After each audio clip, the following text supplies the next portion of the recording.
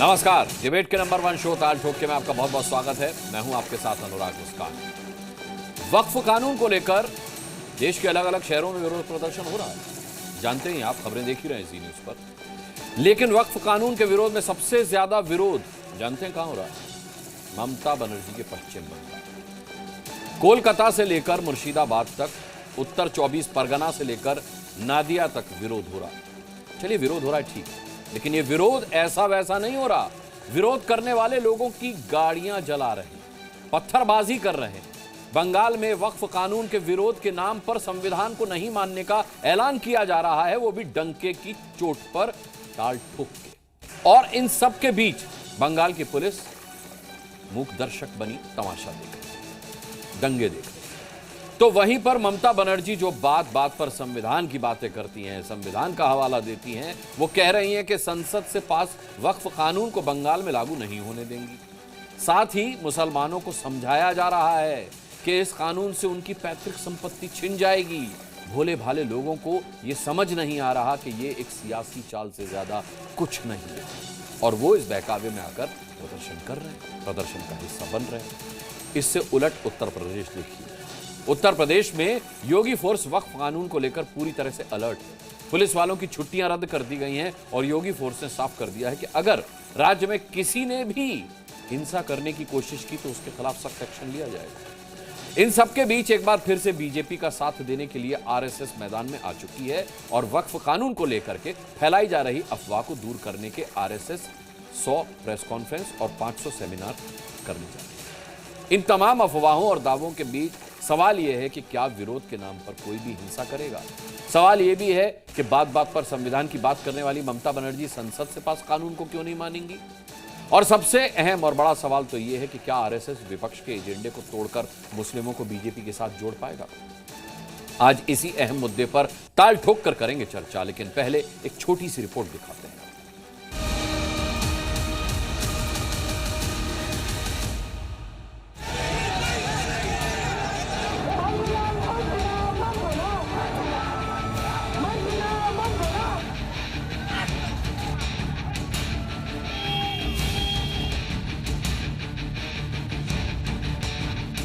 आप लोगों को दिल में दुख हुआ है वॉकअप प्रॉपर्टी के लेके।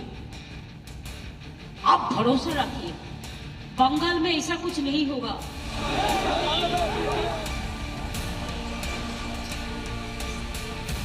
जो राजस्व की भूमि होगी उसका उपयोग विद्यालय बनाने में, चिकित्सालय बनाने में, कॉलेज बनाने में, मेडिकल कॉलेज बनाने में, गरीबों के लिए आवास बनाने में ही उसका उपयोग होगा।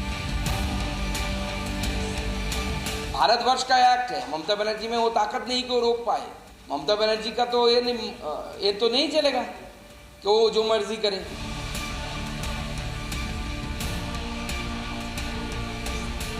ये वक्फ संशोधन बिल मुसलमानों के मजहबी मकामात को कहीं इससे कोई खतरा नहीं है।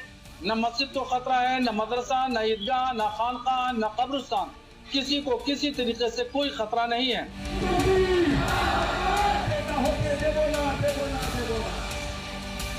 गैर कानूनी और असंवैधानिक है। ये सोचते हैं कि कभी ये विपक्ष में जाएंगे ही नहीं। जिस दिन ये विपक्ष में आएंगे इनका होश ठिकाने आ जाएगा। बिल्कुल इब्तदा के अंदर के हम कोर्ट में जाएंगे। अल्हम्दुलिल्लाह आज हम कोर्ट में चले गए। हो सकता है कि हम अपनी इकाइयों से सूबों के अंदर कहें, जो अपने अपने सूबे के हाई कोर्ट के अंदर भी जाएं। ये कानून भारत सरकार का है, हर एक पर बंधन करता होगा और इसको स्वीकार करना पड़ेगा। डिबेट की शुरुआत करते हैं। पैनल से एक इंट्रोडक्शन आपका करवा देता हूं। भारतीय जनता पार्टी से प्रवक्ता के शर्मा आज हमारे साथ डिबेट का हिस्सा होंगे। इसके अलावा तृणमूल कांग्रेस के नेता स्वयं पुरोहित हमारे साथ डिबेट का हिस्सा होंगे। पीयूष मिश्रा होंगे, प्रवक्ता हैं आप सुलहदेव भारतीय समाज पार्टी से, स्पोक्स पर्सन हैं। इसके अलावा अमितोष पारिक होंगे विश्व हिंदू परिषद से हमारे साथ। अनंत विजय हमारे साथ वरिष्ठ पत्रकार आज इस डिबेट में जुड़ेंगे। हाजी मेहरुद्दीन रंगरेज एमआईएम के नेता हमारे साथ आज डिबेट में होंगे। मुस्लिम पर्सनल लॉ बोर्ड से राशिद शरीफ हमारे साथ जुड़ चुके हैं। जुनैद हारिस कुछ ही पलों में हमारी इस डिबेट का हिस्सा होंगे। मुफ्ती शमून कासमी हमारे साथ जुड़ चुके हैं, चेयरमैन हैं आप उत्तराखंड मदरसा बोर्ड के। सभी का मैं बहुत बहुत स्वागत करता हूं और सबसे पहला सवाल पीयूष मिश्रा से लूंगा, क्योंकि ओम प्रकाश राजभर जो हैं वो अल्पसंख्यक कल्याण मंत्री हैं। पीयूष, ये बताएं कि एक कानून बनता है, संवैधानिक प्रक्रिया से संसद से पास होता है, और एक प्रदेश की मुख्यमंत्री ये कहती हैं कि उसे हम पश्चिम बंगाल में लागू नहीं होने देंगे। उत्तर प्रदेश में जिस तरीके की कानून व्यवस्था बनी हुई है, इसके विरोधियों को लेकर के आपको नहीं लगता कि वो सीख ममता बनर्जी को योगी आदित्यनाथ से लेनी चाहिए थी, बजाय इसके कि वो मूक दर्शक बनकर सब कुछ देख रही हैं? उन्होंने अब तक एक शब्द भी नहीं बोला। देखिए अनुराग जी, जो यह वक्फ अधिनियम कानून आया है, अब इसका नाम भी बदल दिया गया। इसका नाम अब एकीकृत वक्फ प्रबंधन सशक्तिकरण दक्षता व विकास कर दिया गया। देखिए दिक्कत किसको है? इस वक्फ कानून के जो अमेंडमेंट हुआ, संशोधन हुआ है, इसमें दिक्कत किसको है? आपको मूल जाना होगा, देखना होगा। यहाँ पर देखा होगा उत्तर प्रदेश में या पश्चिम बंगाल में भी कई मठाधीश बैठे हुए थे जो जिनको अमीर मुसलमान आप कह सकते हैं। उन्होंने किया क्या? आगा खानी हुए, बोहरा हुए, ये जो गरीब तबके के मुसलमान थे, पसमंदा समाज के मुसलमान थे, इनका हक इन्होंने लूटने और खाने का कार्य किया। सारी संपत्तियां अपने पास इन्होंने रखने का कार्य किया, और जिसके लिए यह कानून, यह नियम बनाया गया, उसको आजादी के बाद से उन लोगों तक पहुंचने के लिए इसको वंचित रखा। हमारे राष्ट्रीय अध्यक्ष माननीय ओम प्रकाश राजभर जी और सुहेलदेव भारतीय समाज पार्टी, एनडीए में उत्तर प्रदेश में हमारे राष्ट्रीय अध्यक्ष माननीय कैबिनेट मंत्री हैं ओम प्रकाश राजभर जी, और अल्पसंख्यक कल्याण, हज और विकास भी हमारे ही अंतर्गत आता है जी। हमारे राष्ट्रीय अध्यक्ष माननीय ओम प्रकाश राजभर जी की सोच यही रही है कि जो पिछड़े हुए मुसलमान हैं उनको उनका हक कैसे दिलाया जाए, और सेम यही पैटर्न पे काम करते हुए भारतीय जनता पार्टी ने। अच्छा एक बात बताइए, इसमें आपने सुना होगा, अभी वक्फ की बात हो ही रही है, तो इसमें आपने सुना होगा कुंभ लगा था। महाकुंभ में एक कोई व्यक्ति थे सरताज, वो उनके सपने में आया, उन्होंने अगले दिन दावा ठोक दिया कि कुंभ की जमीन भी हमारी है। ऐसे ऐसे करके, मतलब सोचिए, वो बेचारा आदमी अंडा लगाता था, अंडे की रेडी लगाता था, वो दावा कर रहा है कि भाई कुंभ की सारी जमीनें हमारी है। कहां से ये ऐसी क्रिया ये लोग लाते थे? कैसा ये संपत्तियों पर दावा करते थे, और कैसे कहकर दूसरों की संपत्तियों को हड़पने का कार्य करते थे? इन सब बातों को मद्देनजर रखते हुए इनको बदलने का, इनको संशोधन करने का। अच्छा, जो वक्फ बोर्ड कमेटी बनी 11 लोगों की, उसमें महिलाओं को भी हिस्सेदारी मिली। फिलहाल इस्लाम धर्म में महिलाओं का क्या हालत है और क्या नजरिया है सबको पता है, मुझे कहने की जरूरत नहीं है। याद होगा अनुराग जी, ऐसे ही सीएए और एनआरसी आया था 2 साल 3 साल पहले, जब ये कानून लाया बहुत हल्ला हुआ कि नागरिकता चली जाएगी। बिल्कुल, हमने देखा था, और उसी मुद्दे पर शाहीन बाग हुआ था दिल्ली में, और अब शाहीन बाग जगह जगह को शाहीन बाग बनाने की धमकियां भी दी जा रही हैं। उस पे वही मैं आ रहा हूं अनुराग जी, वही काम किया कि जो विपक्ष के मुसलमान हैं या जो इनको केवल वोटों का तुष्टीकरण करना है, जो विपक्ष के लिए लड़ते हैं और मुसलमानों को जो है। ठीक है पीयूष जी, मैं आता हूं आपके पास, क्योंकि ये कोई छोटा मसला नहीं है, तुष्टीकरण की राजनीति से मामला आगे बढ़ चुका। मैं आता हूं के शर्मा, मेरा एक छोटा सा सवाल है कि चुनाव में देख लें हम पश्चिम बंगाल में, किसी भी वजह से देख लें, ना ममता बनर्जी सुप्रीम कोर्ट का फैसला मानने को तैयार होती हैं, ना हाई कोर्ट का फैसला मानने को तैयार होती हैं, ना वो स्पीकर को कुछ समझती हैं, ना वो किसी जांच एजेंसी को कुछ समझती हैं, ना वो राष्ट्रपति को कुछ समझती हैं, ना प्रधानमंत्री को कुछ समझती हैं। आप ये देख रहे हैं कि पश्चिम बंगाल किस तरीके से जल रहा है, मुर्शिदाबाद, 24 परगना हमने देखा, तब भी ममता बनर्जी कुछ नहीं बोल रही। सवाल यह है कि ये होने क्यों दिया जा रहा है? केंद्र इसमें इंटरवीन क्यों नहीं करता? देखिए अनुराग जी, पहला विषय तो ये है कि कानून व्यवस्था का मामला जो है वो राज्य सरकार का होता है, और राज्य सरकार के कानून व्यवस्था के मामले में केंद्र सीधा इंटरफेरेंस नहीं कर सकता। और आपने ही अपने रिपोर्ट में बताया कि के शर्मा जी, मैं मान गया आपकी बात, मैं आपकी बात में समझ रहा हूं, आप जहां जाना मैं सिर्फ ये कह रहा हूं कि अगर कोई मुख्यमंत्री ये कह रहा है कि संसद से पारित कानून मेरे राज्य में लागू नहीं होगा, ये बड़ा बयान है सर। इसके किसी के कहने से थोड़ी ना होता है अनुराग जी। इस देश में संविधान है, इस देश में कानून है, इस देश में सर्वोच्च अदालत संस्था जो है कानून बनाने की, वो संसद है।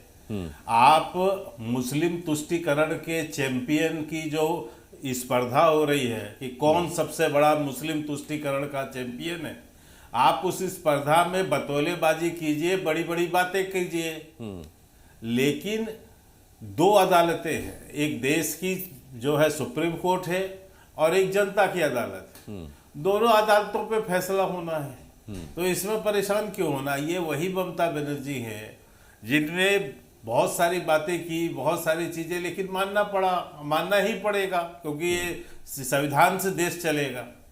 अब रही बात कि इनमें एक इको हो रहा है, थोड़ा ठीक करा दीजिएगा, है ना। मेरा केवल इतना कहना है कि इस समय पूरे देश में जो विपक्षी पार्टियां हैं और कुछ जो है मुसलमान वर्ग के जो तथाकथित नेता बने हुए हैं, ये सब इस बात की लड़ाई पे है कि अपने भ्रष्टाचार को कैसे बचाया जाए, क्योंकि इसमें जो बप्प की जमीनें हैं उस जमीनों में कब्जों में तमाम लोगों के नाम भी है कि किन लोगों ने इसकी जमीन को हड़पा है या किस तरह से इसका गैर यूज किया है, भ्रष्टाचार किया। अब डर है लोगों की ये सब खुल जाएगा। रही बात ममता बनर्जी की, तो ममता बनर्जी इस तरह का कृत्य करती रही, इसीलिए धीरे धीरे आप देखिए वहां स्थिति क्या हो रही है। क्या आज से 10 साल पहले आप कल्पना कर सकते थे कि कलकत्ता जैसे शहर के अंदर में बप्प के बिल के समर्थन में या रामनवमी के अवसर पर या विभिन्न त्योहारों पर जो इतनी बड़ी संख्या में जो इस बार लोग निकल के आए, ये कहां से आए? ये तो बंगाल के ही लोग हैं ना। तो ये निकल के जो आ रहे हैं लोग, निकल के सड़कों में ममता बनर्जी के विरुद्ध, अभी एक मेडिकल का मामला आया था तब भी आपने देखा कि किस तरह की स्थिति वहां पर बनी जी। तो आज ममता बनर्जी वहां इसीलिए अलोकप्रिय हो रही हैं क्योंकि सबको समझ में आ रहा है कि मुस्लिम तुष्टीकरण के आगे वो किसी को भी, यानी किसी भी चीज को धत्ता बता सकती है। और बार बार फटकार खाना पड़ता है हाईकोर्ट से, इस बार भी अभी रामनवमी पे फटकार खाना पड़ा। लेकिन क्या है कि कुछ लोगों की चमड़ी मोटी हो जाती है और वो जो है हर चीज को इग्नोर करने की कोशिश करते हैं। अब यदि इस तरह का कोई, यदि अपना सम्मान बचाने की स्थिति नहीं है, सोच नहीं है, तो क्या कर सकते हैं आप उसका। लेकिन मैं ये कहता हूं कि जनता की अदालत है, जनता की अदालत वो देख रही है, कुछ ही समय में वहां चुनाव होना है। हमने भी वहां 3 सीट से बढ़ के जो है 73 सीट हम पहुंचे हैं। अब अगला चुनाव फिर है, यही हमें चैलेंज करते थे, लेकिन हम 73 सीट ले गए ना वहां। ठीक है, अब अगला चुनाव है, जनता फिर अपना निर्णय देगी। मैं आपका सवाल सीधे टीएमसी से पूछ लेता हूं। स्वयं पुरोहित हमारे साथ जुड़ गए हैं। स्वयं पुरोहित कह रहे हैं कि टीएमसी वालों की चमड़ी मोटी है, भारतीय जनता पार्टी के प्रवक्ता के शर्मा कह रहे हैं। मुझे ये बताइए कि कोई सरकार जेपीसी बनवा करके बिल में संशोधन का मसौदा तैयार करती है और बिल संसद से पास होता है, राष्ट्रपति की मोहर लग के कानून बनता है, ये तानाशाही है या ये कहना तानाशाही है कि संसद से पारित कानून को हम अपने राज्य में लागू नहीं होने देंगे? देखिए, उसी संसद में पक्ष में कितने वोट पड़े और विपक्ष में कितने वोट पड़े, कुछ एक वोटों के अंतर से वो बिल पास हुआ है। तो ये देश की आवाज, अरे वोट तो, अरे जीत के लिए एक वोट ही काफी होता है ना सर। एक मिनट, हाँ वो ठीक है, ये चुनाव नहीं है। हाँ। ये चुनाव नहीं है। किसी के धर्म के प्रति अगर आप आघात करते हैं, आज ममता बनर्जी जो हमारी नेत्री है, पश्चिम बंगाल की मुख्यमंत्री, उन्होंने क्या कहा, ये डीवीसी पॉलिटिक्स है। पश्चिम बंगाल में जब भी चुनाव होता है उसके पहले कभी सीए एनआरसी लाते हैं, कभी ये ऐसा, अभी ये नया डीवीसी, नया एजेंडा इनके पास आ गया है, वक्फ अमेंडमेंट बिल। इसके ऊपर में क्या करना चाहते हैं? आज वक्फ की जमीन, स्वयं पुरोहित के साथ कुछ तकनीकी खामी हुई है, उनका वीडियो पॉज हुआ है। ठीक है, मैं इसको ठीक करवाता हूं। के शर्मा कुछ कहना चाह रहे हैं? देखिए, पूरे सबसे ज्यादा पूरे स्वतंत्र भारत के इतिहास में सबसे बड़ा डिबेट, यानी सेकंड नंबर का डिबेट हुआ तो वक्फ बोर्ड के संदर्भ में हुआ। सबसे ज्यादा कंसल्टेशन हुआ तो वक्फ बोर्ड के बिल के संदर्भ में हुआ। 16 घंटे वहां बहस हुई, तमाम तथ्य आए, एक नहीं कई चीजें वहां प्रस्तुत हुई सदन के अंदर में। और राज जी, ये कहना आपके करोड़ों दर्शकों के संज्ञान के लिए बहुत जरूरी है। बार बार एक झूठ को पिरोया जा रहा है, परोसा जा रहा है कि वक्फ बोर्ड जो है वो धार्मिक संगठन है। कलकत्ता हाई कोर्ट का निर्णय देख लीजिए, केरल हाई कोर्ट का देख लीजिए, तमिलनाडु हाई कोर्ट का देख लीजिए और सुप्रीम कोर्ट का देख लीजिए। सबके ऑब्जर्वेशन में, और अभी भी मैं आपको ऑब्जर्वेशन दिखा सकता हूं, जो 2 जज सुप्रीम कोर्ट के थे जिन्होंने ऑब्जर्वेशन दिया और ये कहा कि वक्फ बोर्ड धार्मिक संस्था नहीं है, यह एक संवैधानिक संस्था है। मतलब उसको कहीं नहीं माना है धार्मिक संस्था, लेकिन अब ये सुप्रीम कोर्ट से ऊपर हो गए हैं। हमें तो सुप्रीम कोर्ट को भी नहीं मानना है, हमें तो किसी तरह से तुष्टीकरण के लिए, मुसलमानों के वोट के लिए कुछ भी अफवाह और प्रोपोगंडा फैला के दंगे करवाना है। जो दंगा आप बंगाल में देख रहे हैं और पूरी सरकार मुख दर्शक बन के बैठी है, तो दंगा करवाना है, हिंदुओं को मरवाना है, हमको ये हो हल्ला करना है, प्रोपोगंडा करना, अराजकता फैलाना, यही एक मूल एजेंडा इन विपक्षी दलों का है। ठीक है, स्वयं पुरोहित अब आप अपनी बात पूरी कर सकते हैं। जी देखिए जिस तरह से वक्फ बोर्ड का ये कानून संसद में पास हुआ, मैं जैसे अपनी बात शुरुआत में कहा कि 288/232 के ये वोटिंग पे ये पास हुआ। देखिए देश के अंदर में ये सिर्फ डीवीसी पॉलिटिक्स करना चाहते हैं।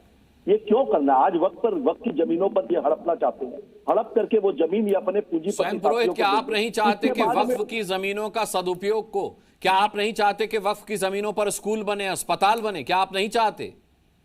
नहीं, आज वक्त की जमीनों पर इन्होंने अटैक किया है, कल आने वाले समय में यह ट्रस्ट बोर्ड जो मंदिरों की जमीन है उसके बारे में भी करेंगे। मगर ये क्या सरकार का काम? अच्छा, किस तरीके का अटैक किया है, क्या समझ में आया आपको? वक्फ कानून में वक्फ की जमीनों पर किस तरीके का अटैक किया गया, क्या होगा? नहीं, अटैक क्या है? ये जिस तरह से लेना चाहते हैं जमीन को पिछले दरवाजे से, मुसलमानों से उनका अधिकार कि भाई नहीं हम लेना चाहते हैं, कौन सा पिछला दरवाजा चाहते हैं, और वही जमीनें आप किसी पूंजीपति साथियों को दे देंगे। तो ये आने वाले समय में मंदिरों के नहीं, ये आप जो घूम गुला आपने कैसे लेना चाहते हैं ये तो बताओ। अरे कैसे लेना चाहते हैं ये बताओ, बोलिए मत। इसके संसद में इसके बारे में बहस हुई है, हमारे नेताओं ने अपने बयान रखे हैं, मगर बयान झूठ के बयान कैसे होंगे? ऐसी क्या जरूरत? नहीं के मिश्रा जी, आप बीच में इंटरफेयर कर रहे हैं। अगर जी मैं केवल ये कह रहा हूँ, आपका चैनल प्रोपोगंडा के इस तरह की प्रोपोगंडा को रोके, मेरा अनुरोध है इनसे पूछना चाहिए कि कैसे मैंने पूछा है और मैं जवाब का इंतजार कर रहा हूँ। मैंने पूछा है, धर्म के ऊपर आघात नहीं है तो क्यों मुसलमान आज सड़क पर है? देश का नागरिक नहीं है क्या वो?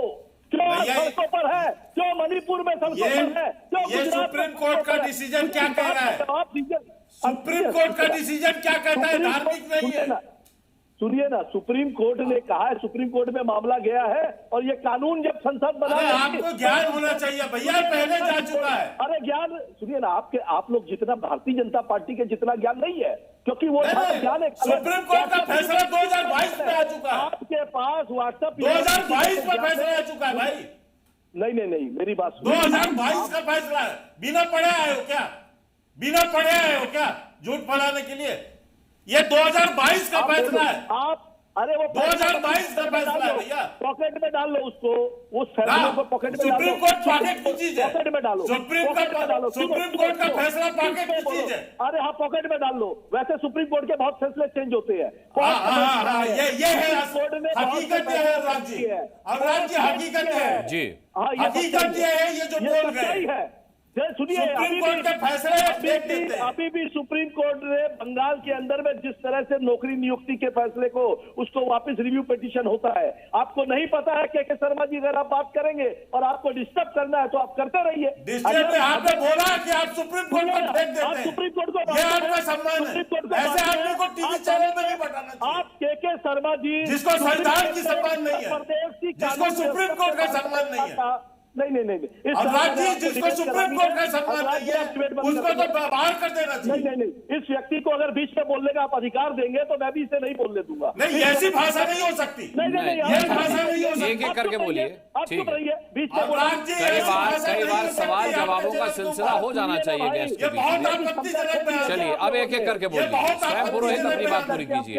लेकिन ये घोर आपत्तिजनक है, सुप्रीम कोर्ट के फैसले को आप जेब में डालने की बात कर रहे हैं, ये घोर आपत्तिजनक लगेगा। आप सुप्रीम कोर्ट को बहुत मानते हैं, सुप्रीम कोर्ट ने अभी बुलडोजर। क्यों आप नहीं मानते सुप्रीम कोर्ट को? स्वयं पुरोहित आप नहीं मानते क्या सुप्रीम कोर्ट को? आप फिर सवाल कर रहे हैं, मेरी बात नहीं सुनेंगे। आप ही की बात सुनेंगे, जब खत्म हो जाएगी तभी दूसरे मेहमान के पास जाएंगे। पड़ेगी या तो आप हटाइए इनको, माफी मांगे। के शर्मा जी रुकिए, मैं हैंडल कर रहा हूँ। ठीक है, आपके घर का चैनल है क्या? इस तरह नहीं हो सकता। ठीक है, अरे उनकी जनता को भी सुनने दीजिए। अरे के शर्मा जी, जनता को सुनने दीजिए, टीएमसी का पक्ष भी जानने दीजिए ना जनता को। चैनल खरीदा है क्या? नहीं अनुराग जी, इस देश में किसी चैनल में कोई चैनल किसी ने नहीं खरीदा भाई। नहीं, ये इस तरह से अगर आप स्वयं पुरोहित, किसी ने चैनल नहीं खरीदा है। आप बेफिक्र होकर रहिए, आप बहुत निष्पक्ष मंच पर हैं। नहीं, निष्पक्ष मन पर है तो जब वो बोल रहे थे मैंने बोला। ठीक है, मैंने उनसे निवेदन किया है, सभी मेरे सम्मानित मेहमान हैं। के शर्मा जी, जनता को जान लेने दीजिए टीएमसी का भी क्या विचार है। बहुत जरूरी है जनता के लिए जानना कि टीएमसी क्या सोचती है देश के कानून के बारे में, सुप्रीम कोर्ट के बारे में। जब योगी सरकार के बुलडोजर कानून के बारे में जब बोलता है उस समय सुप्रीम कोर्ट चुप रहता है। तब भारतीय जनता पार्टी के जो प्रवक्ता है वो चुप हो जाते हैं, तब वो उनको सुप्रीम कोर्ट ठीक नहीं लगता है। देखिए, सुप्रीम कोर्ट के किसी जज का किसी पे बयान आता है, मगर वक्फ बोर्ड क्यों है? आपको व्हाट्सएप बुलडोजर के फैसले के खिलाफ कहां प्रदर्शन हुआ किसी सरकार या बीजेपी के नुमाइंदे की तरफ से सुप्रीम कोर्ट के खिलाफ? ये बताएं स्वयं पुरोहित जी। नहीं, प्रदर्शन किसने नहीं माना बुलडोजर को लेकर सुप्रीम कोर्ट का फैसला? कर रही है क्या? नहीं, मैं तो जानकारी चाह रहा हूं, मेरी जानकारी में नहीं है सर। नहीं होने देंगे, हमने कहा हम लागू नहीं होने देंगे। और पश्चिम बंगाल में हम आपने सीए का इतना बड़ा नौटंकी किया। के शर्मा जी के साथ मैंने बहुत बहस की। कितने लोगों को सीए ने दिया, कितने लोगों को सिटीजन बनाया बंगाल देश का? 350 लोगों को सिटीजन बनाने के लिए 6 महीने तक टीवी डिबेट और पूरे संसद के अंदर में अमित शाह जी खड़े होकर बोलते हैं कि हमने 350 लोगों को नागरिकता दी है। पूरा बॉर्डर इनके कंट्रोल में है और ये रोहिंग्या करते हैं। 11 साल से सरकार इनकी है केंद्र सरकार में। पूरा बॉर्डर में 50 किलोमीटर रेंज तक का एरिया बीएसएफ नियंत्रित करता है। बीएसएफ की जिम्मेदारी अमित शाह के हाथ में है। उसके बावजूद ये बड़ी बड़ी बात करते हैं टीवी चैनल में बैठ के। आज सुप्रीम कोर्ट दिखा रहे हैं और जब विपक्ष में बैठेंगे यही लोग कॉन्स्टिट्यूशन को फाड़ देंगे, कॉन्स्टिट्यूशन को जला देंगे। ये संविधान को नहीं मानने वाले लोग हैं और ये जो फैसला है ये गैर संवैधानिक है और इसको खुद सुप्रीम कोर्ट में चैलेंज किया गया। ठीक है, तो उसके फैसले का इंतजार करते हैं। फिर सुप्रीम कोर्ट में जब चैलेंज किया गया है तो कोर्ट के फैसले का इंतजार कीजिए। ठीक है, मैं बाकी केस पर जाता हूँ, लेकिन के जी का एक रिएक्शन मैं जरूर लूंगा इस पर। के जी एक मिनट मैं केवल इतना कहना, इन्होंने सीए कानून की बात की अनुराग जी। सबसे पहले तो बहुत आपत्तिजनक लाइन ये है कि सुप्रीम कोर्ट के फैसले को जेब में डाल देंगे, फाड़ के फेंक देंगे। ये भाषा तृणमूल कांग्रेस पार्टी के देशद्रोही कृत्य के बराबर है। अपनी बात मुंह में डालो, मैंने कहा आप अपनी जेब में डाल लो। आप कागज में जहाँ पर टीवी में दिखा रहे हो, अपने कागज को अपनी जेब में डाल लो। किसी बात को मुंह में मत डालो। अपनी बात दूसरों के मुंह में डालना उचित नहीं है। आप के बात पूरी कीजिए, बाकी मेहमान अपनी बारी का इंतजार कर रहे हैं, मैं उनके पास जाता हूं। क्यों मुसलमानों की जमीन आप हड़पना चाहते हैं इस देश के अंदर में? क्यों मुसलमानों के बारे में सुबह से लेकर शाम तक आप ऊट पटांग व्हाट्सएप मैसेज करते हैं? ये बात करिए कि देश का नागरिक मुसलमान नहीं है, माइनॉरिटीज नहीं है, जैन नहीं है, पंजाबी नहीं है। आप बंगाल में रहने वालों को बांग्लादेशी किसने हक छीना माइनॉरिटीज का भाई? आपको इस देश के 140 करोड़ जनता ने आपको वोट देकर बंद कराएंगे तो अरे जो मुसलमान वक्फ जो नहीं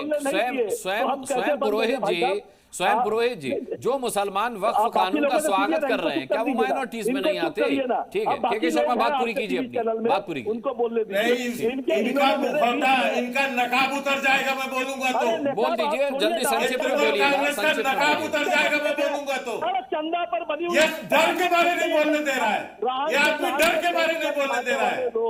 सुनिए, राम के नाम को बेचकर खाने वाले लोग अब बात कर रहे हैं बड़ी बड़ी। ठीक है, अब बात डर के नहीं बोलने दे रहा है आदमी, क्योंकि ये इसका नकाब उतर जाएगा इस आदमी का, इसलिए नहीं बोलने दे रहा है मुझे। ठीक है, लेकिन मैं फिर कहता हूं अनुराग जी, हाँ बोल दीजिए। इन्होंने अभी सीए की बात की। हाँ। ये क्या नारे लगाते थे उस समय कि मुसलमानों की नागरिकता चली जाएगी।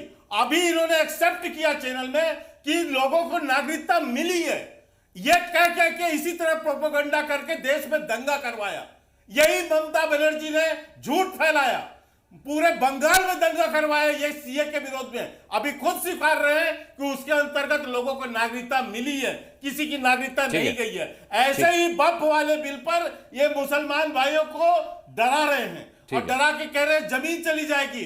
किसी की 1 इंच जमीन नहीं जानी है। ठीक है, आप जो भ्रष्टाचार राशिद शरीफ के पास जाता हूं। तो ये वही दंगा कराने वाली पार्टी है, ये वही अराजकता फैलाने वाली, और सुप्रीम कोर्ट के संदर्भ में जो कहा वो शर्मनाक है। और मैं पूरी कहता हूं करोड़ों दर्शकों के सामने इनकी मंशा को समझे और इस तरह के शर्मनाक बयान के लिए टीएमसी को माफी मांगनी चाहिए सार्वजनिक तौर पर। ठीक है, राशिद शरीफ एक छोटा सा सवाल और जवाब भी बिल्कुल टू द पॉइंट रखिएगा राशिद शरीफ, कि जब आपने वक्फ कानून के खिलाफ सुप्रीम कोर्ट का दरवाजा खटखटा दिया है तो सुप्रीम कोर्ट का उस बारे में कोई फैसला आने से पहले वक्फ कानून के विरोध में जिस तरीके की हिंसा पश्चिम बंगाल में की जा रही है, क्या आप उसे सही मानते हैं? बिल्कुल पब्लिक में गुस्सा है सर।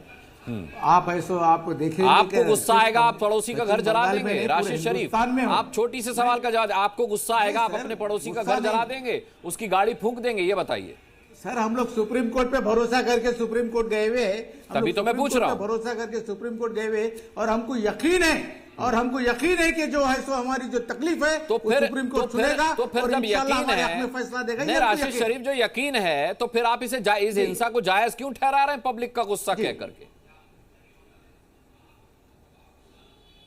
क्या ठहरा रहे हैं सर हम? आपने बोला ना पब्लिक का गुस्सा है, वो गलत है, तो पब्लिक का गुस्सा, नहीं राशिद शरीफ सुनिए, पब्लिक का गुस्सा है तो क्या पब्लिक गाड़ियों को फूंकेगी?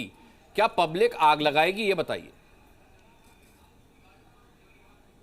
नहीं सर, नहीं बता रहा हूं ना, नहीं करना चाहिए, जरा इंतजार करना चाहिए, 15 तारीख का इंतजार करना चाहिए। इंशाल्लाह में हमारे को यकीन है कि ये हमारे फेवर में होने वाला है, ये बिल्कुल है तो हमारे फेवर में ही होगा इंशाल्लाह। आप देखिए आप। हाँ ठीक है, शमून कासमी हमारे साथ हैं। शमून कासमी साहब, आपसे सिर्फ ये पूछना चाहूंगा कि अगर मानकर चलिए फैसला हक में नहीं आता है सुप्रीम कोर्ट का, तो फिर क्या इस बात के लिए तैयार रहा जाए कि सुप्रीम कोर्ट भी सरकार की कठपुतली है या फिर हमारे साथ अन्याय हुआ? क्योंकि कई मुसलमान हैं जिनकी समझ में आया है कि वक्फ कानून जो है वो किसी भी तरीके से उनकी पैतृक संपत्ति पर हमला नहीं है, और अब धीरे धीरे यह भी साफ हो गया है कि किस तरीके से भड़काया जा रहा है, मुसलमान भाइयों को बरगलाया जा रहा है। अगर मानकर चलिए सुप्रीम कोर्ट का फैसला पक्ष में नहीं आता तो फिर क्या तस्वीर देखने को मिलेगी? अनुराग जी, हम लोग तो निष्पक्षता और ईमानदारी के लिए जाने जाते हैं, और हम जो बात कहते हैं जो सही है उसे बोलते हैं। मैं उत्तराखंड राज्य की बात कर रहा हूं कि यहाँ कितनी कीमती संपत्ति वक्फ बोर्ड के अंतर्गत आती है, और उसके ऊपर हुआ क्या है कि कैसे कैसे लोगों ने उन तमाम संपत्तियों के ऊपर कब्जा कर रखा है। तो मैं एक बात आपसे कहूं कि आप कल एक साहब बोल रहे थे कि मुसलमानों में जा नहीं सकते हो, अपील नहीं कर सकते हो। जो मैंने कल कहा था कि भाई ये जो एजिटेशन कर रहे हैं करना चाहिए, कोई इनका मौलिक अधिकार है, मगर हिंसा करना, लोगों को गुमराह करना ये उचित नहीं है। तो अगर आप वो कह रहे थे तो हम यहाँ लोगों से मिल रहे हैं। मैंने कल आपके सहयोगी को कुछ तस्वीर भेजी थी कि जरा आप अनुराग जी को दिखा दीजिएगा और उन्हें भी पहुंचा दीजिएगा कि मुसलमान अब जैसे आपने उन्हें मेन स्ट्रीम से काटा है, उन्हें एजुकेशन से दूर किया है, और हम यहाँ उत्तराखंड राज्य के अंदर हमारे मुख्यमंत्री पुष्कर सिंह धामी जी के नेतृत्व के अंदर हमने उन्हें एनसीईआरटी से का सिलेबस लगा करके उन्हें गुणवत्तापूर्ण एजुकेशन दे रहे हैं, ताकि ये लोग ना तो वो कोई गलत काम कर सके और ना ये गुमराह कर सके। आज मैं ये बात कह सकता हूँ कि मुसलमानों की एजुकेशन की कमी की बिना पर ये 250 लोग हैं जो इसका फायदा उठा रहे हैं। अब उन 250 लोगों ने ये तय कर लिया है कि हम उन लोगों को जो आने वाले गरीब लोग हैं जिन्हें लाभ होगा, उन्हें हम इस लायक नहीं छोड़ेंगे कि वो अपने पैरों पे खड़े हो जाएं। यही 60 साल का कांग्रेस का विपक्षी दलों का काम रहा है कि इन्होंने वोट तो लिए मगर उनकी हालत जस की तस है। चाहे मगरबी बंगाल हो, चाहे अन्य स्टेट हो, सब जगह पर कांग्रेस ने एक लंबे कार्यकाल को में शासन किया है। आप उनसे ये पूछ सकते हैं कि भाई आपने ये बताइए कि इन 60 साल दौर के अंदर जो आज प्रोपेगेंडा कर रहे हो, आपने इसका सदुपयोग क्यों नहीं किया? उस पर हॉस्पिटल क्यों नहीं बनाए? उस पर कॉलेज क्यों नहीं बनाए? उस पर अस्पताल क्यों नहीं बनाए? क्योंकि ये लोग स्वस्थ होते तो मेन स्ट्रीम से जुड़ते। आपने तुष्टीकरण किया, और तुष्टीकरण इसी को कहते हैं कि राजेंद्र सिंह सच्चर जी जब ये कहते हैं कि 170 करोड़ जिससे अर्जित हो रहे हैं उससे 12,000 करोड़ अर्जित किए जा सकते हैं, और सच्चर कमेटी भी कांग्रेस के कार्यकाल के अंदर बनी है, तो आखिर क्या इन्हें बात का कि आज फिर मुसलमानों को भाजपा से डरा करके, और आज जो सरकार भारतीय जनता पार्टी की सरकार है, मैं फिर कहता हूं कि नरेंद्र मोदी जी, उनकी कोई बैकग्राउंड किसी राजनीतिक घराने से नहीं है, एक साधारण व्यक्ति हैं। अब आप ये बातें करते हैं शमून कासमी, तो आपको सरकारी मुसलमान कह दिया जाता है। चलिए मैं लौटूंगा आपके पास। आपने कहा कि मुसलमानों की कम एजुकेशन का फायदा उठा करके उन्हें बरगलाया जा रहा है। सरकार मुस्कान भी हमारी है, अगर हमें ये कहते तो हमें कोई आपत्ति नहीं है। ठीक है, मैं हाजिर अंग्रेज आपके पास और अमितोष पारेख आपके पास आता हूं, लेकिन उससे पहले एजुकेशन की बात हुई है। देखिए शमून कासमी ने कहा है और बड़ी बात कही है कि मुसलमानों की कम एजुकेशन का फायदा उठा करके उन्हें बरगलाया जा रहा है। राजनीतिक पार्टियां उन्हें अपना मोहरा बना रही हैं। यहां मेरे साथ पैनल में एक एजुकेशनलिस्ट भी हैं, जुनैद हारिस, जो कि पढ़ाते हैं। देखिए जुनैद हारिस साहब, आप कितना इत्तेफाक रखते हैं इस बात से, क्योंकि जिन लोगों की समझ में आ गया है वक्फ कानून, पढ़े लिखे वो भी हैं, शमून कासमी जैसे लोग, बरेलवी साहब हैं, हमने देखा उनकी भी समझ में आया है कि भाई कोई खतरा नहीं है। तो किसकी समझ में आया, कौन असल में पढ़ा लिखा है, पढ़ाई लिखाई किसकी काम आ रही है? आपको मैं बहुत काबिल और ज़हीन इंसान मानता हूं, जरा मुझे बताइए कि क्या ये बात सच है कि मुसलमान कम पढ़े लिखे हैं इसलिए उन्हें बरगलाया जा रहा है? देखिए इसमें तो कोई शक नहीं है कि सच्चर कमेटी की रिपोर्ट ने ये बता दिया है कि मुसलमानों की एजुकेशन की हालत क्या है और वाकई उनको ज़रूरत कितनी है। ये भी क्लियर हो चुका है कि ज़रूरत कितनी है, इसमें तो कोई वो नहीं है। लेकिन बरगलाना और क्या होना, मैं इस सिलसिले में मैं ज़रूर बात करूँगा। देखिए जहाँ तक वक्फ़ का ताल्लुक़ है तो वक्फ़ के सिलसिले में बिल्कुल क्लियर है कि मुसलमानों के वक्फ़ की ज़मीनों को समझ लीजिए कि बिल्कुल औने पौने दामों पर बेचा गया और उसमें गवर्नमेंट शरीक रही हैं। अच्छा, इससे पहले की सारी इसमें कोई शक नहीं। यूपीए की सरकार, इसमें भी कोई शक नहीं है। इसमें भी कोई शक नहीं है कि बहुत सी ज़मीनें अभी भी कब्जे में हैं दूसरों के। अब सवाल ये पैदा होता है कि बीजेपी जो कि सत्ता में है इस वक्त, इसने जो काम किया है क्या इससे मुसलमानों का भला होने वाला है या और बुरा होने वाला है? मैं हमेशा इस बात को कह रहा हूं कि जिस तरह से पहले की गवर्नमेंट्स ने बर्बाद किया था, अभी भी इस तरमीम से मुसलमानों को खातिर खाह जैसा फायदा पहुंचना चाहिए नहीं पहुंचने वाला है, बल्कि नुकसान पहुंचने की उम्मीद ज्यादा है। कैसे? मैं उस पर भी आ रहा हूं।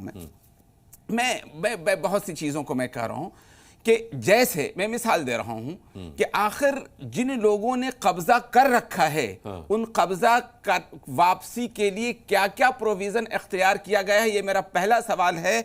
जो कि क्या उनको सजाएं क्या मिलेगी जिन लोगों ने कब्जा किया है, और क्या ये पहले भी, कल भी मैंने ये बात की थी कि जब वक्फ कोई चीज़ की जाती है तो उसका मकसद भी क्लियर होता है। ऐसा नहीं कि वक्फ जो करने वाला है वो सिर्फ वक्फ करता है, बल्कि उसका मकसद भी क्लियर करता है। अब तक भी कि क्यों वक्फ कर रहा है। अब तक अभी शमून कासमी साहब हैं यहाँ पर, मैं इनके सामने इस बात को रख रहा हूँ, क्या अभी तक वो चीज हमारे सामने आई है कि कौन सी जमीन किस मकसद के लिए वक्फ की गई है और कहां कहां इस्तेमाल हुई? ये बहुत बेसिक बुनियादी चीजें हैं। लेता हूं कि क्या कभी किसी ने अस्पताल के लिए जमीन वक्फ नहीं की होगी? क्या किसी मुसलमान के जहन में नहीं आया होगा कि इंस्टीट्यूट के लिए जमीन वक्फ कर दूं? मैं तो यही चीज तो मैं भी कह रहा हूं। किसी के जहन में नहीं आया होगा कि स्कूल के लिए जमीन वक्फ कर दूं? देखिए मैं जानता हूं जाती तौर पर पंजाब वक्फ बोर्ड के तहत कुछ स्कूल्स को मैं जानता हूं। दूसरी जगहों पर आपको मैं बता दूं, औकाफ अगर हिंदुस्तान की देखिए जो मैंने पढ़ा है, मैं वो आपको बता दे रहा हूं। ऐसे भी औकाफ हैं कि मरीज को खाना पहुंचाया जाए, मरीज को हिंदू और मुसलमान देखे बगैर खाना पहुंचाया जाए। एकदम वक्फ का जो मंशा है, वाकिफ का जो मंशा है, उस पर कोई तवज्जो नहीं दे रहा है। सवाल नहीं उठाया वक्फ, कभी नहीं उठाया गया वक्फ की मंशा पर सवाल। हाँ, तो ये एक बहुत मेजर इशू है कि इसको मैं तो खुद चाहता हूं कि बीजेपी इस चीज को सामने लेकर के आए, ये मंशा है और ये गलत इस्तेमाल हुआ। मैं कह रहा हूं कि मैं खुद भी साथ में खड़ा हूं। देता हूं आपको, इसमें देरी क्या? के शर्मा। नहीं, अमितोष इसके बाद आपके पास आ रहा हूं। नहीं, जुनैद साहब एक बात तो अच्छी कर रहे हैं कि वक्फ करने पे कोई रोक नहीं लगाया है, ना हमने कोई रोक लगाया। आप किस मंशा से कर रहे हैं ये भी बहुत अच्छी बात है, हम उसकी भी आपकी तारीफ करते हो। मंशा पूरी होनी चाहिए वक्फ करने वाले की, लेकिन उसकी मंशा पूरी किसने नहीं होने दी? ये 70-60 सालों में जो सरकार यहां बैठी रही, जिन्होंने जो ने अच्छे मन से वक्फ किया जमीन को, उसको भ्रष्टाचार के में कैसे चढ़ा दिया, कैसे उससे भ्रष्टाचार किया गया? हम तो उसकी जांच करने की बात कर रहे हैं। हम इसी के लिए यह कानून लाए। अभी इन्होंने एक प्रश्न और उठाया कि जो कब्जा किया है उसका क्या करेंगे। हाँ। मैं आपको बताना चाहता हूं कि इसी पे तो हमने संशोधन किया है। हम ये कह रहे हैं कि जो मामले ट्रिब्यूनल में चल रहे हैं, हम उस मामले की तत्काल सुनवाई करके और इसको जो है बिल्कुल ईमानदारी से देश के न्यायालय के अधीन लाकर, क्योंकि पहले आपके पास जो कानून था कि आप वक्फ बोर्ड के ट्रिब्यूनल के against high court supreme court नहीं जा सकते थे। हमने न्यायालय का दरवाजा खोला कि आप सूट फाइल जो है वहां जाकर कर सकते हैं और अपना जो मंशा है उसको पूरा करा सकते हैं। जिसने भी कब्जा किया 25% मामले मुसलमानों के हैं, 75% मामले अदर कम्युनिटीज के हैं या सरकार के हैं। उस ट्रिब्यूनल की पूरी जांच हो, जमीन का पूरा रिकॉर्ड आए, कहां कहां जमीनें हैं, उस जमीनों पर कब्जा किसका है, इसका पूरा रिकॉर्ड लिख ले, उसकी प्रॉपर जांच की जाए, उस पर कमेटी बनाई जाए, भ्रष्टाचार करने वाले को छोड़ा ना जाए। और जो आय के मामले में जो अभी जो रिपोर्ट है कि 12,000 करोड़ आना चाहिए था, जो 160 करोड़ के आसपास आ रहा है, तो ये बीच का पैसा कौन खा रहा है? यही तो सवाल है। ये तो गरीब मुसलमानों का पैसा है ना। इसकी जांच हो कि यदि यह वसूल करके लाया जाए और ये मुस्लिम भाइयों के हित में लगाया जाए तो बुरा क्या है? हम तो यही संशोधन तो लाए हैं। फिर किस बात का आपका विरोध? फिर हम तो एक अच्छा काम करने जा रहे हैं, उनके हित में करने जा रहे हैं। लेकिन मैं पुनः कह रहा हूं, एक बात कहकर समाप्त करता हूं कि ये जो विरोध कराया जा रहा है अनुराग जी, और ये जो मुर्शिदाबाद और पश्चिम बंगाल में जो दंगे कराए जा रहे हैं, ये अपरोक्ष रूप से सही सरकार द्वारा अपरोक्ष रूप से प्रायोजित दंगे हैं। ठीक है, इसलिए कराया जा रहा है कि दंगा कराओ, लेकिन उससे पहले अमितोष पारिक को लाता हूं। समाज के सबसे बड़े हितैषी बनने का ढोंग करो, पाखंड करो। मैं स्वयं पुरोहित से इस पर रिएक्शन लूंगा और पीयूष मिश्रा के पास भी जाऊंगा, लेकिन उससे पहले मैं आपसे जानना चाहूंगा अमितोष पारिक के मुसलमानों के हित की बात अगर सरकार करती है तो उसे मुसलमानों तक पहुंचाने में इतना संघर्ष क्यों करना पड़ता है कि आरएसएस को भी बैठकें करनी पड़ रही हैं, आरएसएस को भी कूदना पड़ रहा है कि जनसंपर्क करेंगे, मुसलमानों को समझाएंगे कि ऐसा नहीं ऐसा और इसमें आपका हित है, अहित नहीं है, जबकि अहित सोचने वाले दंगे फसाद फौरन करा देते हैं, जैसा के शर्मा कह रहे हैं। जी अगर जी अनुराग दे तो मैं लाता हूं। सवाल, हाँ, जो सवाल आपने पूछा है ये बहुत इंपॉर्टेंट सवाल इसलिए मैं जानता हूं क्योंकि जो इन मुसलमानों का नेतृत्व इस देश में कर रहा है, जिसके ऊपर ये रिलाय कर रहे हैं और जिसकी ये बात मान रहे हैं, वो सभी लोग हैं जो इनका हित नहीं अहित चाहते हैं। और जब राष्ट्रीय स्वयंसेवक संघ की हम बात करते हैं अनुराग जी, तो वो संगठन जो राष्ट्र को परम वैभव पे ले जाने के लिए अपने प्राण निर्भर करता है, वो संगठन उतरता है क्योंकि राष्ट्रीय मुस्लिम मंच भी बनाकर मुसलमानों के हित की बात संघ करता है। अब देखिए बात क्या, बात यह है कि जो कह रहे हैं दो विषय है यहाँ पर। एक कि सबसे पहला मैं बता देता हूँ statement of object and reason Waqf act का क्या है, उसको पढ़ लेते बात क्लियर हो जाएगी। सबसे पहला ऑब्जेक्ट और रीजन है an act to provide for the better administration, और जो नया कानून आया है संशोधित होके वो बेटर एडमिनिस्ट्रेशन की ही बात कर रहा है। तो 1995 का कानून का स्टेटमेंट ऑफ ऑब्जेक्ट को रिलाय करते हुए अमेंडमेंट ला दिया गया। दिक्कत क्या आ रही है, जैसा अभी जुनैद हारिस साहब ने कहा है कि आपको बताना पड़ेगा। मैं इस बात से कहीं ना कहीं डिफर करता हूं। क्यों करता हूं? क्योंकि जब आप सेक्शन 3 क्लॉज आर पढ़ेंगे वक्फ को, तो उसमें लिखा है waqf means a permanent dedication by any person of any movable property और immovable for any person recognised by Muslim law as pious, religious और चैरिटेबल। दैट मींस जहां पर आपने रिलीजियस को डिफाइन नहीं करा, पूरे एक्ट में रिलीजियस डिफाइन नहीं है, चैरिटेबल डिफाइन नहीं है, वहां पर एंक्रोचमेंट चालू होगा। एंक्रोचमेंट के उदाहरण क्या है? जो वामसी इनके एडमिनिस्ट्रेशन की बात करता है, उस वामसी के अंदर में 8 लाख एकड़ जमीन रजिस्टर्ड नहीं होती है, लेकिन वक्फ डीड जो आती है सिर्फ 1083 आती है। क्यों आ रही? जब 8 लाख एकड़ जमीन की आप बात करते हैं और 1000 ही वक्फ डीड आई, तो सदन ने क्या करा? सदन ने यही तो करा, सेक्शन 36 को अमेंड करते हुए कर दिया आपको वक्फ डीड मेंटेन करनी पड़ेगी, रजिस्टर करनी पड़ेगी। अब आप देखिए लड़ाई क्या है? लड़ाई विचारधारा और मानसिकता की है। ये लड़ाई क्यों है? अभी यहीं पे टीएमसी के प्रवक्ता कह रहे थे कि हमने करी क्या। अभी इन्हीं की पार्टी के मिनिस्टर हैं, उनका नाम मैं आपको कोट करता हूं, Siddiqullah Chowdhury, minister of mass education extension and library service. उनकी बैठक हुई है प्रेसिडेंट के साथ, किसके, जमात उलेमा हिंद के। उसके बाद दंगे भड़कने लगे। टीएमसी के नेतृत्व के अंदर में वेस्ट बंगाल का युवा हाथ में पत्थर उठाता है। क्यों उठाता है? क्योंकि वहां का ना तो एजुकेशन रेट है, ना वहां डेवलपमेंट क्राइटेरिया है। जो 597 मदरसे वहां पर रिकॉग्नाइज होते हैं। और फिर आप बात करते हैं वक्फ के ऊपर, मुझे लगता है इस देश के अंदर में ये कानून जब आया है तो मुसलमानों के हित की बात के लिए करता हुआ आया है, और जिनका नेतृत्व कर रहे हैं, कौन नेतृत्व कर रहा है? टीएमसी। अभी मैंने आपको उदाहरण दिया, आप अमनतुल्ला की बात कर लीजिए, आप पार्टी, वो खुद वक्फ के एंक्रोचर पाए गए। समाजवादी पार्टी की बात कर लीजिए, बर्क जो खुद ही दंगों के अंदर में पाए गए। MIM जो खुद वक्फ के एंक्रोचर प्रॉपर्टी पाई गई। ये वो लोग हैं जो बिना नेतृत्व के मुसलमान को आगे नहीं पढ़ना चाहते, बल्कि हाथ में पत्थर देके हर उस चीज का विरोध करना चाहते हैं जो देश की हित है। बड़ी अच्छी बात कही जुनैद हारिस, मैं आता हूं आपके पास, लेकिन इस पर एक राशिद शरीफ से रिएक्शन ले लेता हूं। उन्होंने पहले भी बहुत छोटा सा रिएक्शन दिया था। राशिद शरीफ साहब, क्योंकि all India Muslim personal law board पर यह आरोप है कि वो विपक्ष के हाथ की कठपुतली बन गया है। आप कहते हैं कि जो मुसलमान वक्फ कानून का समर्थन कर रहे हैं वो सरकारी मुसलमान है, ये आरोप तो आप पर भी है। बिल्कुल सर, जो भी है तो इस तरीके के बयानबाजी करते वो तो सरकारी मुसलमान है ही है। मैं एक चीज़ जानना चाहता हूँ, अभी के शर्मा जी बता रहे थे कि जो वक्त जो कब्जे करे हुए उनको हटाएंगे, उन पे एक्शन लेंगे। क्या मुकेश अंबानी पे एक्शन लेंगे? भाई पहली फाइल वही लगाओ ताकि थोड़ा मुसलमानों को भरोसा आ जाए। अच्छा, जितने भी है सो आप बता रहे हैं कि ये करेंगे, कुछ नहीं करेंगे। याद रखिए, जौहर यूनिवर्सिटी यूपी में थी, आजम खान साहब डाले थे, वो तक बर्दाश्त नहीं करे तुम लोग, तो तुम हमारा क्या अच्छा चाहेंगे भाई? कौन से स्कूल डालेंगे तुम? आज तक कौन से स्कूल डाले? 11 साल से हुकूमत है योगी जी की, तकरीबन 7 साल से। कौन सा यूनिवर्सिटी मुसलमानों के लिए, कौन सा हॉस्पिटल मुसलमानों के लिए, कौन सा स्कूल मुसलमानों के लिए? आज तक क्या करे बताइए? चलिए वक्फ बिल के लिए बात कर रहे हैं आप, अभी तक क्या करे वो बता दीजिए। मुसलमानों के लिए कुछ नहीं है आपके पास, आप बिग जीरो है, आप फेल हो चुके। मुसलमानों को आप पहली बात तो ये कि दूर रखना चाहते, सियासत से दूर रखना चाहते। बीजेपी में अब जैसे कि 403 सीटें यूपी में, कितने मुसलमान आए भाई साहब? उसमें हमारे पार्लियामेंट में कितने? तो ये बेकार बकवास है, कुछ करने वाले नहीं है। खाली मुसलमान की जमीन फ्री में मिलने वाली है, उसको हड़प करो। जिसी तरीके कैसा मुसलमानों को दबाओ, पट्टी लगाओ, 2 लाख रुपए चालान। अब देखिए ये एहतजाज करो, चलाने वाली बात, बुलडोजर चलाओ, जिन बातों को अरे हथकड़ी बेड़ियों में गोलियां मारो, ये कानून है तुम्हारा, ये कानून है भाई साहब। ये दुनिया देख रही तो है अनुराग जी, ये दुनिया देख रही तो है। मैं आता हूं जुनैद भाई, आता हूं। नहीं बिल्कुल, क्या बोलेंगे सर? उन्होंने यही बोलेंगे कि हम ऐसा करेंगे, कुछ नहीं करेंगे ये लोग। अच्छा, जो भी होगा हमारे को सुप्रीम कोर्ट पे हमारा भरोसा है, इंशाल्लाह सुप्रीम कोर्ट हमारे हक में फैसला सुनाएगा। के शर्मा जी छोटा सा रिएक्शन।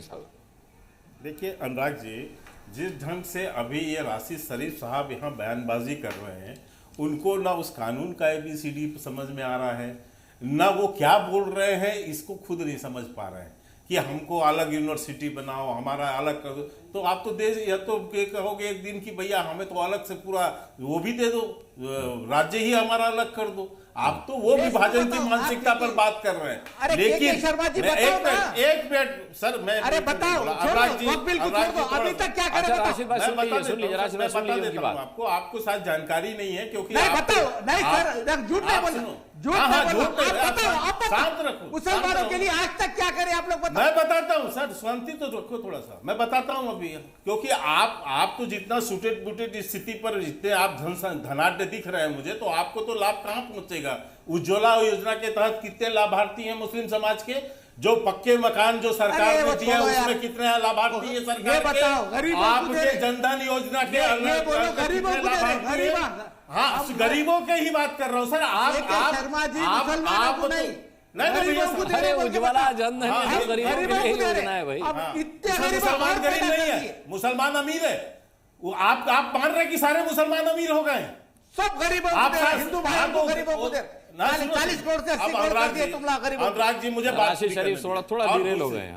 हाँ वो डिरेल हो गए, मैं इसीलिए कह रहा हूँ। और मैं उनकी आप मुसलमान मत बोलो, हम गरीबों को दे रहे बोलो।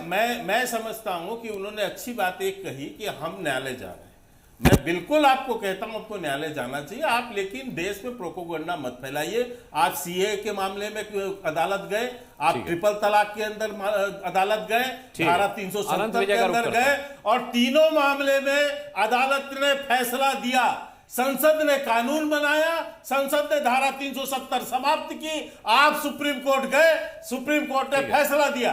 ट्रिपल तलाक पे सुप्रीम कोर्ट ने फैसला दिया। मैं ये कहता हूं इस मामले पर भी जाइए, कम से कम आपके तो भ्रम पूरे जीवन दूर नहीं होंगे, लेकिन जो पढ़े लिखे मुस्लिम भाई हैं, गरीब मुस्लिम भाई हैं, सुप्रीम कोर्ट के फैसले से उनका भ्रम दूर हो जाएगा, बाबरी आपके प्रोपेगेंडा समाप्त हो जाएंगे, बाबरी मस्जिद अनंत विजय, आपके पास प्रोपेगेंडा समाप्त हो जाएंगे। अच्छा ठीक है, बड़ी देर से अनंत विजय इंतजार कर रहे हैं। अनंत विजय, कितना बड़ा दुर्भाग्य है, कितनी बड़ी विडंबना है कि सुप्रीम कोर्ट के फैसले पर सुप्रीम कोर्ट में इस देश की न्यायिक प्रक्रिया में यकीन तो जाहिर कर रहे हैं, लेकिन साथ के साथ मुसलमानों को भड़काने का, उकसाने का काम भी जारी है।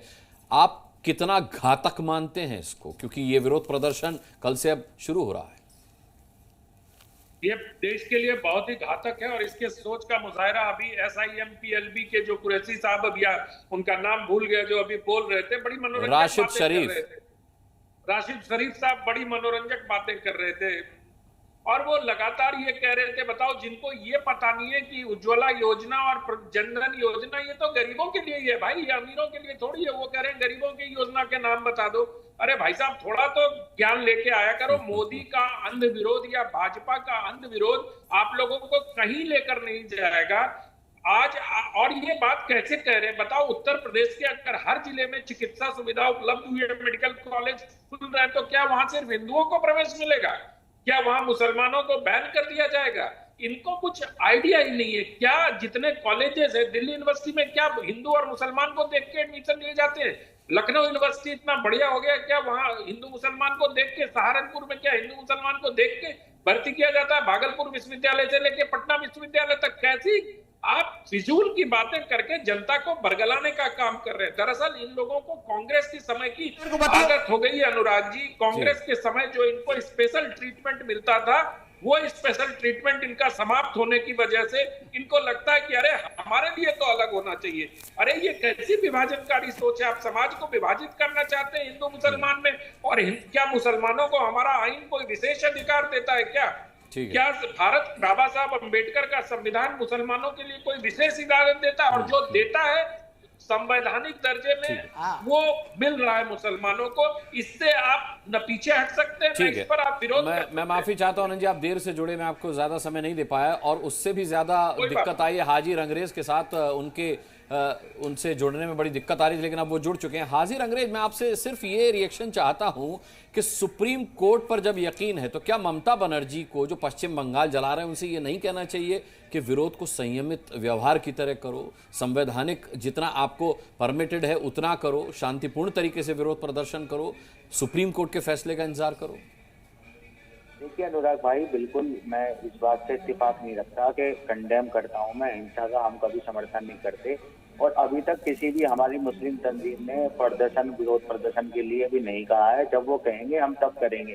तो अभी जब हम सुप्रीम कोर्ट में है तो हमें सुप्रीम कोर्ट में अपने जो 15 तारीख को वहाँ पे हेयरिंग है उस पर हमें देखते हैं क्या होता है, उसके बाद डिसीजन लेंगे कि हमें विरोध प्रदर्शन करना है और जिस तरीके से जो भी अपनी एक रणनीति बना के जो पूरे देशव्यापी काम करना होगा, ये जेल भरो आंदोलन होगा, वो सब कुछ तो हो गई। मगर जिस तरीके से ये हिंसा हो रही है उसका हम समर्थन नहीं करते। वहाँ की जो सरकार है वो तुरंत इस हिंसा को बंद कराए और अगर कोई पीसफुली अपना कोई प्रोटेस्ट करना चाहता है तो उसे करने से किसी को रोका ना जाए। और आपने देखा होगा अभी मुजफ्फरनगर में भाजपा की सरकार है डबल इंजन की, वहां पर लोगों ने काली पट्टी बांधी थी तो उनके खिलाफ जो है वहां पर मुकदमे कर दिए गए, उनको कंप्लेंट दी गई। तो जिस तरीके की भाजपा ने डबल इंजन की जहां सरकार है वहां पे प्रोटेस्ट करने का भी अधिकार जो है मुसलमानों को नहीं दिया जा रहा है। कहाँ छीना जा रहा है? प्रोटेस्ट करिए प्रोटेस्ट की तरह, कार फूंक करके, घरों को आग लगा करके प्रोटेस्ट नहीं होते हाजिर अंग्रेज। और मैं ये उम्मीद करता हूं कि किसी भी सूबे के मुख्यमंत्री, किसी भी सूबे के वो नुमाइंदे जो अपने लोगों का नेतृत्व करते हैं, प्रतिनिधित्व करते हैं, वो लोगों को बरगलाएं ना, कम से कम उनको गलत जानकारी ना दें। अगर उनका कोर्ट पर, कानूनी प्रक्रिया पर भरोसा है तो सुप्रीम कोर्ट में इसके खिलाफ अपील की गई है, उसके फैसले का इंतजार करें। विरोध प्रदर्शन की इजाजत इस देश में सबको है, लेकिन कानून के दायरे में रहकर वो दायरा पार नहीं करने की सलाह भी दी जाए। बहुत बहुत धन्यवाद करना चाहूंगा पैनल में मौजूद सभी पैनलिस्ट का। आप दर्शकों का भी ताल ठोक के देखने के लिए बहुत बहुत धन्यवाद करना चाहूंगा। शाम 5 बजे कल फिर एक मुद्दे के साथ ठोकेंगे ताल, पूछेंगे सवाल। तब तक के लिए अपना बहुत बहुत ख्याल रखिएगा। मुझे अभी के लिए इजाजत दीजिए। नमस्कार।